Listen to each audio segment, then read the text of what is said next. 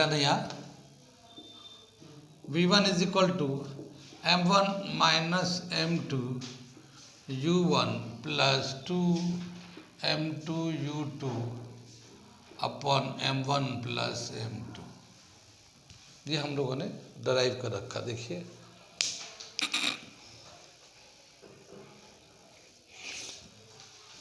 तो अब तक हम लोगों ने जो V1 V2 का वैल्यू डालकर V1 का फाइनल रिलेशन निकाला था कोलिजन के बाद। जब इलास्टिक कोलिजन होता है तो मोमेंटम एंड काइनेटिक एनर्जी जब कंजर्व होता है तो हम उसके रिलेशन को, उससे हम लोग फाइनल कोलाइड होने के बाद उसका कितना वेलोसिटी होगा पहले बॉडी का, क्या फॉर्मूला होगा पहले बॉडी का, और फिर उसी तरह से कोलिजन के बाद दूसरे बॉडी का कितना वेलोसिटी होगा V2 निकालना चाहेंगे तो उसका formula M2 minus M1 U2 plus twice M1 U1 upon M1 plus M2, ये निकल के आएगा। ये निकल के आएगा जब हम लोग डराइव करेंगे। तो अब मैं बताता हूँ कहाँ से क्या क्या डराइव करेंगे। एक रिलेशन हम लोगों ने ये डराइव किया है, U1 minus U2 is equal to V2 minus V1। ये बीच में हम लोगों ने डराइव किया था और इसको V2 का वैल्यू निकाला था U1 minus U2 plus V1 is equal to V2, और V2 को हम लोगों ने डाला था M1 U1 M2 U2 is equal to M1 V1 plus M2 V2। तो यहाँ पे V2 की जगह पे ये वाला रिलेशन डाला था और फिर इसको सिंप्लीफाई किया था तो ये फॉर्मूला हमारा आया। अब हम लोग क्या करेंगे, यहाँ से V1 का वैल्यू निकाल लेते हैं। यहाँ से V1 निकालते हैं तो V1 को यहाँ जंप कर देते हैं और बाकी सबको इधर ले आते हैं। तो V1 का जो वैल्यू होगा V2 minus U1 plus U2, ये इधर चला गया और ये दोनों टर्म उधर चला गया, V2 minus U1 plus U2। ये जो V1 है इसको इसमें डाल देते हैं, यहाँ पे डालेंगे तो क्या होगा M1 U1 plus M2 U2 is equal to M1, और ये V1 की जगह पे V2 minus U1 plus U2 फिर M2 V2। फिर इसे हम लोग सिंप्लीफाई करेंगे तो ये हमारा ये रिलेशन आएगा V2 का वैल्यू, V2 का M2 minus M1 U2 twice M1 U1 M1 अपन M2 से डिवाइड कर देंगे। इसको याद कैसे कर रखेंगे, जैसे V1 होता है तो V1 है तो मास पहले लेंगे M1 minus M2 into U1 initial velocity of first body, और ट्वाइस M2 U2 दूसरे बॉडी का जितना इनिशियल मोमेंटम है उसका डबल कर देंगे, फिर नीचे सम ऑफ द मास हो जाएगा। ऐसे V2 निकाला है तो M2 में से सेकंड वाले मास में से पहला वाला मास माइनस कर देंगे और उसका इनिशियल वेलोसिटी से मल्टीप्लाई कर देंगे, फिर twice of momentum of first body. उल्टा है, V2 लेंगे तो यहाँ पे पहले वाले का डबल मोमेंटम होगा, अब V1 लिया तो दूसरे वाले का डबल मोमेंटम है, नीचे सम ऑफ द मासेस हो गया। ठीक है, तो ये हमारा इलास्टिक कोलिजन में जो कोलाइड होता है और momentum and kinetic energy conserve होने की वजह से कोलिजन के बाद जो वेलोसिटी होता है V1 V2, ये रिलेशन आ जाता है। ये एक बहुत ही अच्छा रिलेशन है। इसमें हम लोग देखते हैं स्पेशल केसेस, इसके स्पेशल केसेस हैं। अब देखते हैं क्या क्या स्पेशल केसेस है, इसे मिटा देते हैं हम लोग। आपको सिर्फ इसे याद रखना है, इतना ड्राइव तो हम लोगों ने किया है, वो सब किया है, वो तो एग्ज़ाम के लिए होता है, लेकिन अगर न्यूमेरिकल करना है या कंसेप्ट को समझना है तो सिर्फ ये दो फॉर्मूले को याद रखना है जो कि कंसेप्ट बेस्ड ड्राइव किया गया है। दोनों चीज़ को, मोमेंटम को भी कंजर्व करके, काइनेटिक एनर्जी भी कंजर्व करके, उन सारे कंसेप्ट को लेके इसे ड्राइव किया गया है। तो इसको याद रखना है। ठीक, आगे चलते हैं। अगला जो स्पेशल केसेस दे रखा है, पहला जो दे रखा है, पहला दे रखा है when two masses are masses m1 is equal to m2 is equal to m. Two masses are equal. When two masses are equal, m1 is equal to m2 is equal to m. अगर दोनों masses, जैसे ये हम लोग collide कर रहा है, एक मास ये है और दूसरा मास ये है, तो दोनों का मास लेकिन बराबर है, तो ये m जो है ये भी m ही है, दोनों का मास बराबर होगा, तो कोलिजन के बाद कितना होगा वेलोसिटी, यहाँ पे देखते हैं। तो देखिए v1 कितना आ जाएगा, ये m1 m2 दोनों बराबर है तो माइनस होकर 0 हो जाएगा ये, ठीक है। क्या आ जाएगा ये m माइनस m u1 और ये 2m u2 upon m plus m। हमने m का नंबर हटा दिया, देखा ना, कोई नंबर नहीं डाला, तो ये m में से m गया 0 हो जाएगा, तो ये तो 0 हो जाएगा और ये हो जाएगा हमारा 2m u2 upon mm 2m, 2m ये हो जाएगा 2m, ये 2m u2 अपॉन 2m से 2m कैंसिल हो जाएगा, u2 हो जाएगा। क्या समझ में आई? ये पहले वाले बॉडी का कोलिजन के बाद, जैसे ये दोनों बॉडी है, इसका इनिशियल वेलोसिटी u1 था, u2 था, लेकिन कोलिजन के बाद मास तो दोनों का सेम ही रहेगा, मास में तो बदलता नहीं है, लेकिन इसका वेलोसिटी इस तरह से v1 v2 आ गया, तो इसका जो वेलोसिटी होगा ये u2 इसके वेलोसिटी के बराबर होगा। यानी पहले बॉडी का कोलिजन के बाद जो वेलोसिटी होगा वो दूसरे वाले बॉडी का जितना कोलिजन से पहले वेलोसिटी था u2, दूसरे वाले बॉडी का वेलोसिटी कोलिजन से पहले कितना था उसके बराबर हो जाएगा। कितनी बात सुन में? ठीक है। इसी तरह से v2 निकाल लेते हैं हम लोग। v2 निकालने जाएंगे तो क्या आ जाएगा, ये दोनों का मास बराबर है, तो यहाँ v2 ले लेते हैं।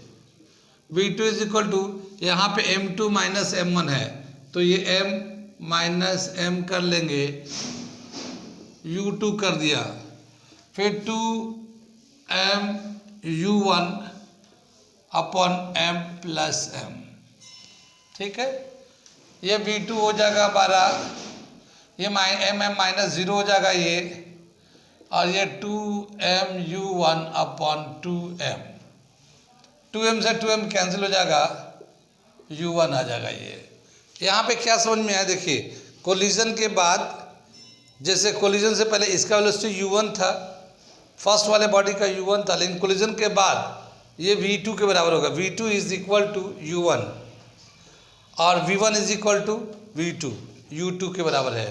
यानी कि कोलिजन के बाद, कोलिजन से पहले वाले जो वेलोसिटी था वो आपस में एक्सचेंज हो गया है, आपस में एक्सचेंज हो गया है। इसका मैं एक पॉइंट लिख देता हूँ, when the masses are equal, masses are equal, then after collision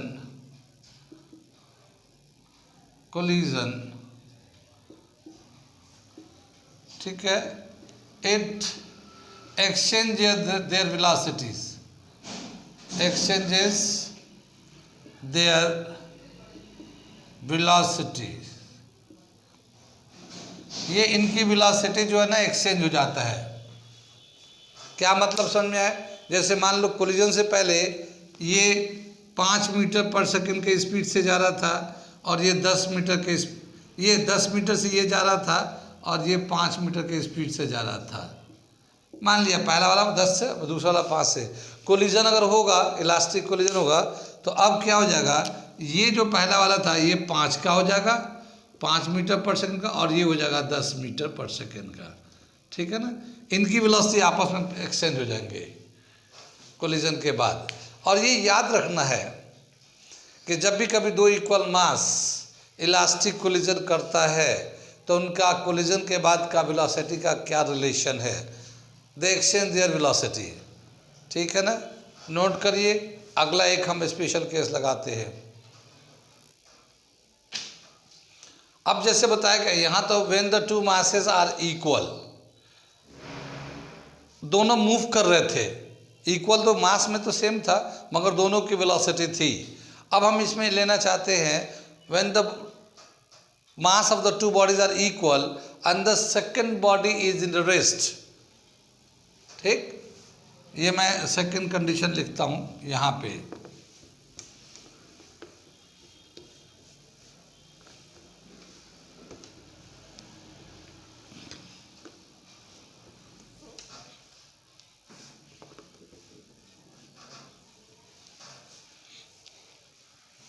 दूसरा कैसे रखा ये, when the mass of two bodies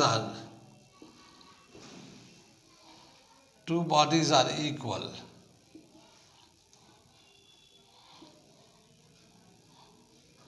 and the second body is in rest, second body is in rest। क्या मतलब हुआ, m1 is equal to m2 is equal to m and u2 is equal to 0, u2 is equal to 0। ठीक है, तो अब देखिए इसमें अगर हम लोग डालते हैं डायरेक्ट तो ये तो 0 हो जाएगा, m माइनस 0 हो जाएगा। और ये जो है 2m2 u2, तो u2 भी 0 है ये, तो ये भी 0 हो जाएगा। तो ये पूरा ही 0 हो जाएगा।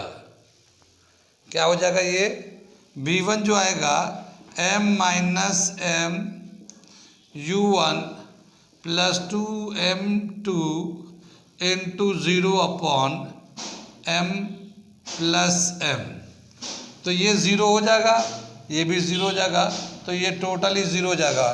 तो v1 जो है ना 0 हो गया। ठीक है, v1 0 हो जाएगा। v2 क्या हो जाएगा, ये v2 में देखते हैं, ये तो m ये भी 0 हो जाएगा, m माइनस m u2 ये भी 0 था, और ये है 2m u1 upon m plus m। बस ये दोनों मास तो बराबर कर दिया, ये u2 0 था, रेस्ट में है ये, और ये दोनों मास को इस तरह से ले लिया, तो ये तो पूरा 0 हो गया v2, मगर ये अगर 2m u1 अपॉन 2m से 2m कैंसिल हो जाएगा, u हो जाएगा, तो v2 is equal to u1 के बराबर हो गया। कितनी बात सुनी, देखिए पहले वाला बॉडी मोशन में था, दूसरा वाला बॉडी रेस्ट में था, इसके हिसाब से दोनों का मास बराबर है। कोलाइड होने के बाद पहला वाला बॉडी तो रेस्ट में चला गया और दूसरा वाला मोशन में आ गया, जितना वेलोसिटी पहले वाले का इनिशियल था वही दूसरे वाला का कोलिजन के बाद हो गया। जैसे मैं अभी फिगर में समझाया था कि जैसे मान लो ये एक मास है, ये m1 था, इसकी वेलोसिटी 5 मीटर पर सेकेंड है, और ये m2 है, यानी दोनों का मास वैसे बराबर है m2, मगर m1 जो है m2 के बराबर है, इज इक्वल टू m है। ये लेकिन रेस्ट में है, ये u2 जो ना रेस्ट में है, ये u1 है। कितनी बात सुने, तो ये रेस्ट में है, इसका वेलोसिटी 0 है, इसका वेलोसिटी 5 मीटर है, दोनों का मास बराबर है।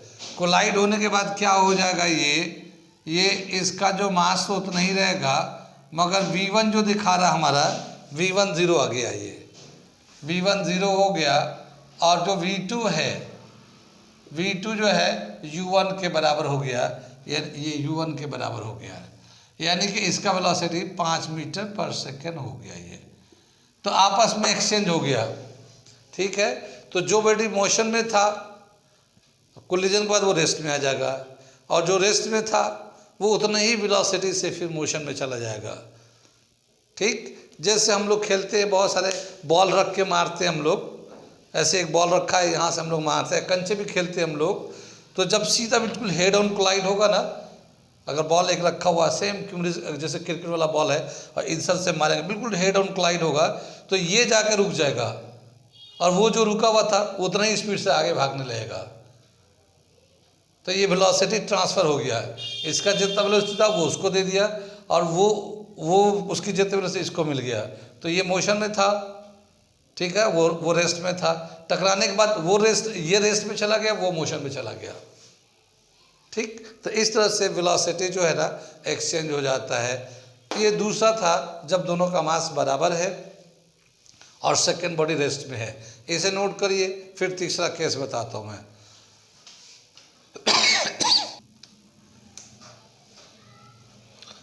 अब हम लोग थर्ड केस करने जा रहे हैं, इसमें देखते क्या है थर्ड केस। उसमें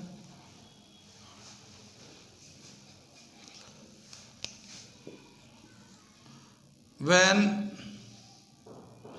a lighter body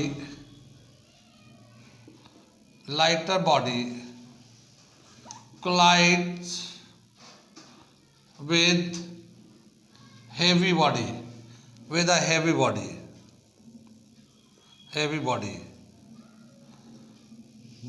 and the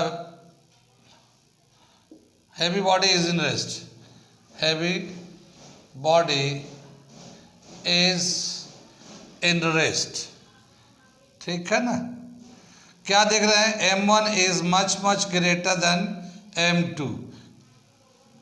lighter body यानी पहला वाला जो बॉडी जो है वो हल्का है, M1 बहुत कम है M2 के मुकाबले में, और दूसरा जो है U2 जो है यानी velocity of the second body वो रेस्ट में है तो ज़ीरो है। इसको हम लोग फिगर्स दिखाना चाहेंगे।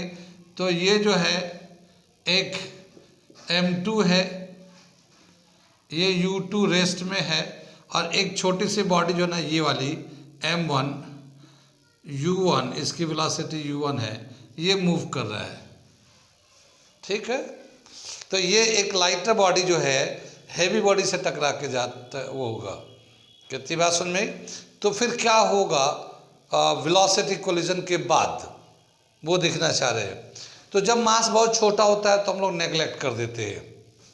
M1 जैसे यहाँ बहुत छोटा है तो नेगलेक्ट कर देंगे, तो V1 लेना चाहेंगे तो यहाँ पे क्या है, M1 बहुत छोटा है तो नेगलेक्ट कर देंगे, मगर M2 रहेगा और U1 भी रहेगा, ठीक।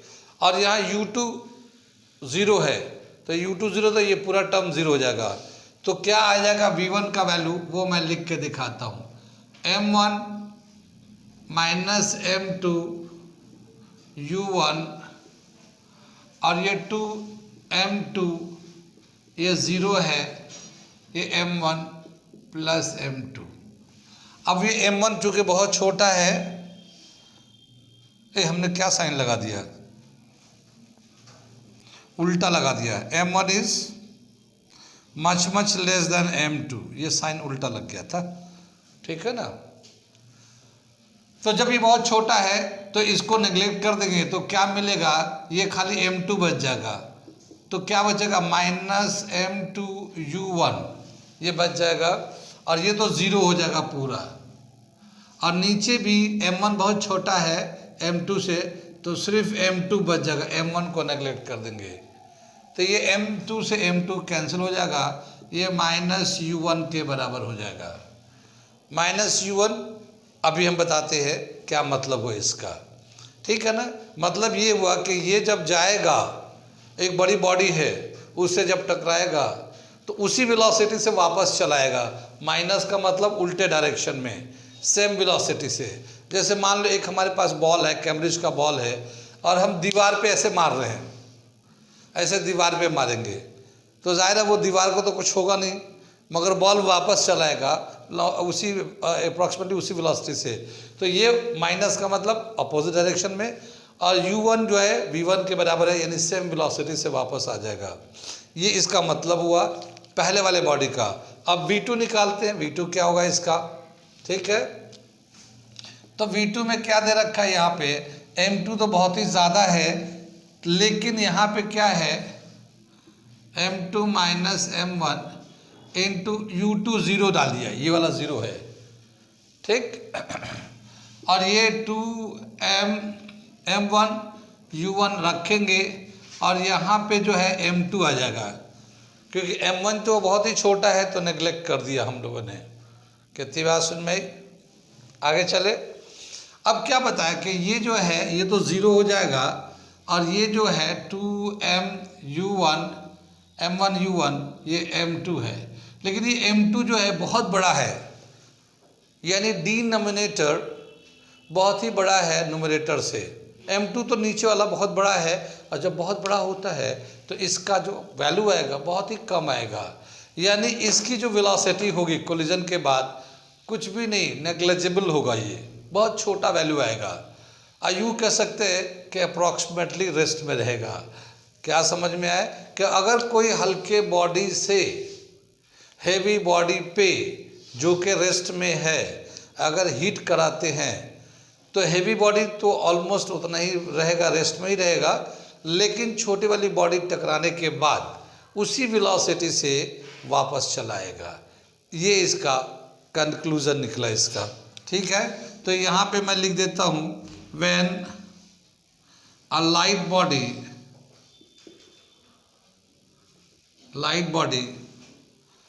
collide with a heavy body,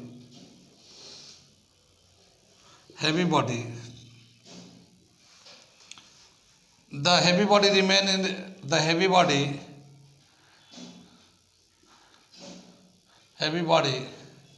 remain in rest, while lighter body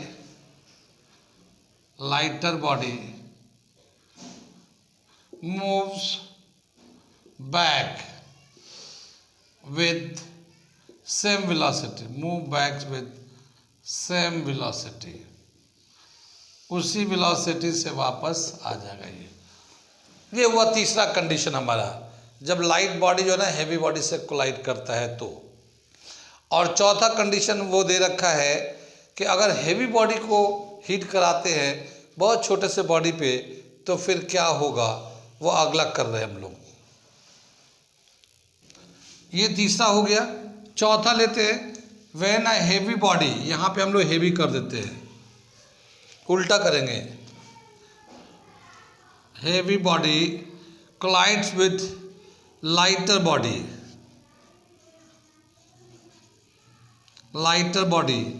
and the heavy body and the lighter body is rest। छोटी वाली जो बॉडी है ना वो रेस्ट में है, lighter body is in rest. तो ये हमारा कंडीशन क्या हो जाएगा, ये m1 जो है मच ग्रेटर देन m2 है और u2 जो है 0 है, यानी m1 बड़ी बॉडी है, m2 बहुत छोटा बॉडी है और वो रेस्ट में भी है। इस फिगर को हम लोग इसको समझना चाहेंगे तो ये हम फिगर को बदल देते हैं। क्या है ये हम लोग इसको हटा लेते हैं। ये जैसे एक हैवी बॉडी है, इसका मास कैपिटल M ले लेते हैं और इसका इनिशियल वेलोसिटी u1 ले लेते हैं।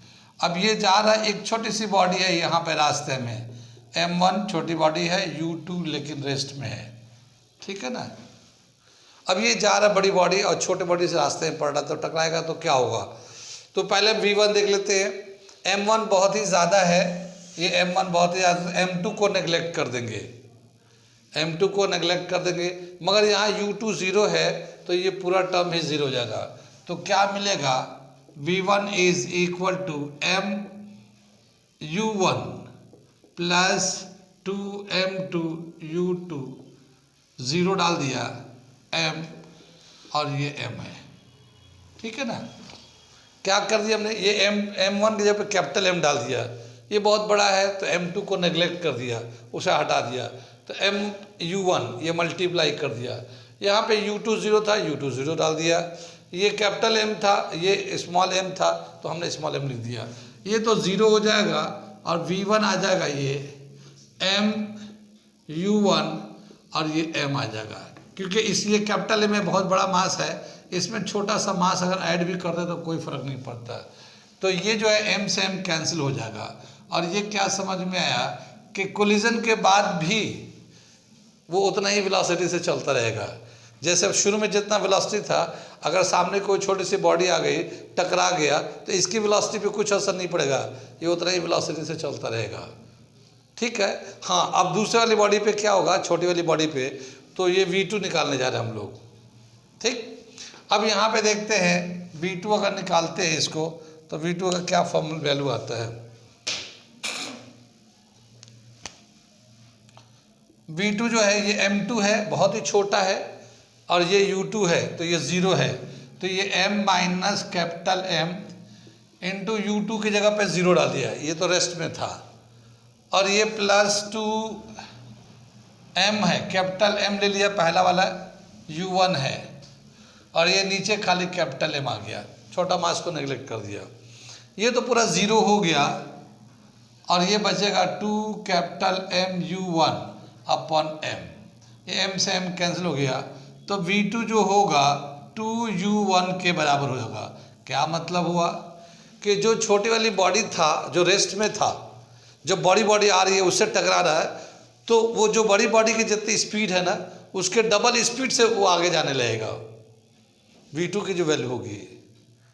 कितनी बात सुनी, यानी कि जो इनिशियल वेलोसिटी था बड़ी वाली बॉडी का, वो तो एज इट इज़ रहेगा, लेकिन छोटी बॉडी जो रेस्ट में था वो डबल वेलोसिटी से आगे जाने लगेगा कोलिजन के बाद, अगर इलास्टिक कोलिजन होता है तो इसको हम लोग स्टेटमेंट में लिख देते हैं, when heavy body collides with lighter body which is in rest,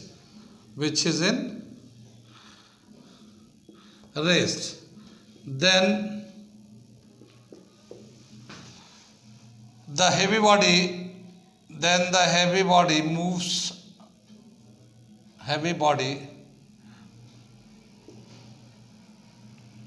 body move with the same speed, moves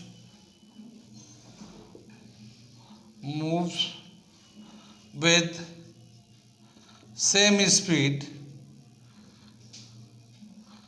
same speed, but the lighter body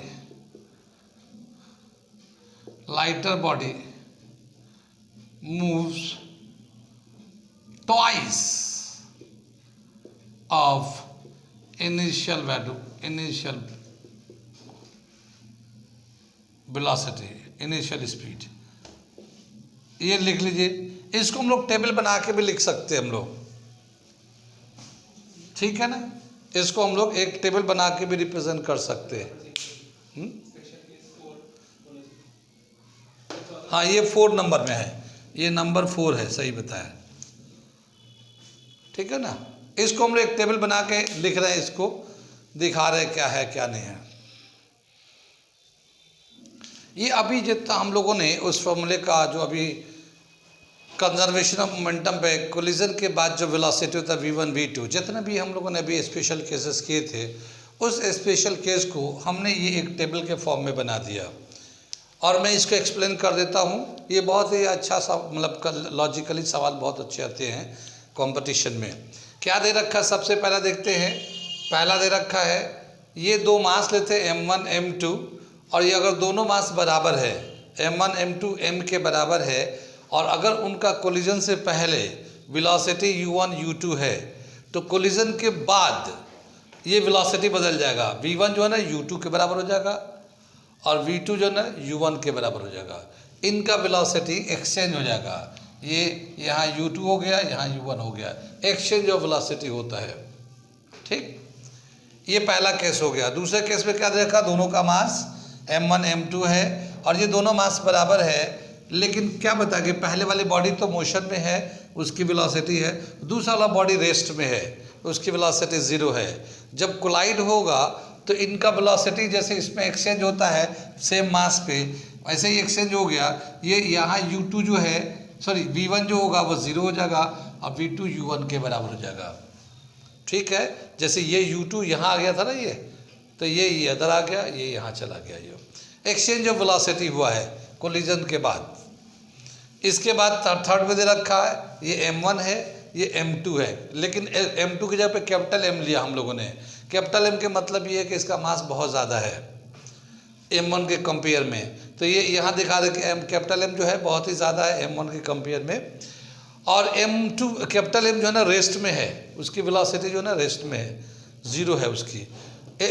छोटे वाली बॉडी के वेलोसिटी है, जब ये जाके टकराएगा तो उतना ही वेलोसिटी से वापस आ जाएगा। छोटी बॉडी जो बड़ी बॉडी से जाकर टकराएगा तो उतना ही वेलोसिटी से वापस आ जाएगा उल्टे डायरेक्शन में।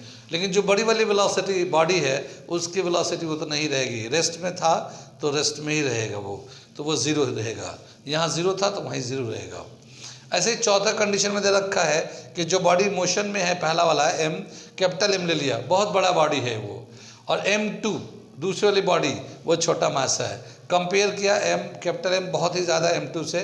पहला वाला बॉडी जो मूव तो कर रहा है u1 वेलोसिटी से, मगर जो छोटी वाली बॉडी है वो रेस्ट में है तो उसकी वेलोसिटी 0 है। कोलाइड होने के बाद, कोलिजन के बाद, पहले वाली बॉडी जिसका मास ज़्यादा है उतना ही रहेगा वेलोसिटी u1 के बराबर ही, लेकिन जो छोटी वाली बॉडी है वो डबल वेलोसिटी से आगे की तरफ जाएगा। जो रेस्ट में था, छोटे मास थे, वो डबल वेलोसिटी से जाएगा। तो ये पूरी जो एक कोलिजन से रिलेटेड और उसका स्पेशल केसेस था उसको हम लोगों ने यहाँ एक चार्ट से बता दिया, उसको लॉजिक से भी बताया, चार्ट से बताया। ये बहुत ही कॉमन लॉजिक क्वेश्चंस आते हैं थ्योरेटिकल टाइप के, और अच्छा भी है। इसके आगे हम लोग अभी बहुत सारी बातें बाकी है, इसको नोट कर लीजिए आप।